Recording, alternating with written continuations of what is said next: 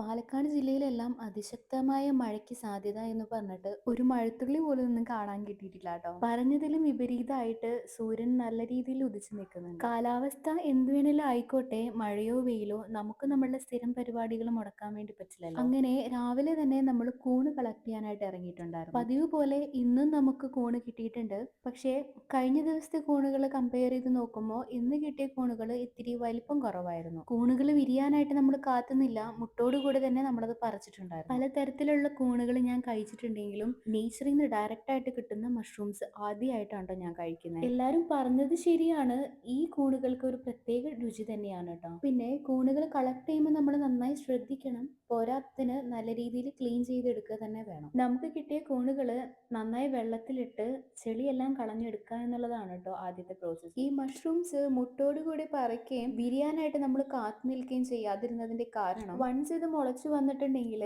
അതിന് ഒരുപാട് നേരം എക്സിസ്റ്റ് ചെയ്യാനായിട്ട് പറ്റില്ല, പെട്ടെന്ന് തന്നെ സ്പോയിലായി പോകും. അതുകൊണ്ട് തന്നെ കിട്ടിയതായി എന്ന് വിചാരിച്ച് നമ്മൾ ആ മുട്ടുകൾ തന്നെയാണ് പറിച്ചെടുത്തിട്ടുണ്ടായിരുന്നത്. അതുപോലെ തന്നെ വിരിഞ്ഞ കൂണിനേക്കാളും മുട്ടോട് കൂടിയിട്ടുള്ള കൂണാണ് കുറച്ചും കൂടി കറി വെക്കാനെല്ലാം ടേസ്റ്റ്. നേരത്തെ പറഞ്ഞ പോലെ മഷ്റൂംസിന്റെ വാഷിംഗ് പ്രോസസ് ആണ് കേട്ടോ ഇപ്പൊ നടന്നുകൊണ്ടിരിക്കുന്നത്. നല്ല ഉറച്ച ഭൂമിയിൽ, അതായത് നമ്മളുടെ കാൽസ്പർശം ഒന്നും ഏൽക്കാത്ത ഭൂമിയിലായിരിക്കും കൂണുകൾ പൊതുവെ മുളച്ചു വരിക. അതുകൊണ്ട് തന്നെ ഈ കൂണ് മുളയ്ക്കുന്ന ഇടത്ത് ഒരുപാട് കാടും ചെളികളും എല്ലാം ഉണ്ട്. അപ്പോൾ അതെല്ലാം നല്ല രീതിയിൽ വാഷ് ഔട്ട് ചെയ്ത് കളയണം. വീഡിയോ എഡിറ്റ് ചെയ്യുന്ന സമയത്താണ് ഞാൻ ഇത്രയും വട്ടം വാഷ് ചെയ്തിട്ടുണ്ടായിരുന്നില്ലേ എന്ന് എനിക്ക് മനസ്സിലായത്. പക്ഷേ വാഷ് ചെയ്യുന്ന സമയം എത്ര വാഷ് ചെയ്താലും ഇനിയും വാഷ് ചെയ്യണമെന്ന് തോന്നുന്ന തരത്തിലായിരിക്കും കൂണുകളുടെ ഇരിപ്പ്. ഒരുപാട് ചെളിയും അതുപോലെ തന്നെ ആ ഒരു മഷ്റൂമിന്റെ വഴുവഴുപ്പും എല്ലാം തന്നെ അതിനകത്തുണ്ട്. പുറത്ത് വെച്ച് ഒരുപാട് വട്ടം ഞാൻ വാഷ് ചെയ്തു. അതിനുശേഷം ക്ലീനിങ് കഴിഞ്ഞിട്ട് നല്ല രീതിയിൽ വാഷ് ഔട്ട് ചെയ്ത് കളഞ്ഞിട്ടുണ്ടായിരുന്നു. ഈ മഷ്റൂംസ് എഡിബിൾ ആണോ എന്ന് എങ്ങനെ ഫൈൻഡ് ഔട്ട് ചെയ്യാം എന്ന് ആൾക്കാർ ചോദിക്കുന്നുണ്ടായിരുന്നു. നെക്സ്റ്റ് വീഡിയോയിൽ ഞാൻ അത് ഇൻക്ലൂഡ് ചെയ്യാം. Anyway will see you in the next video.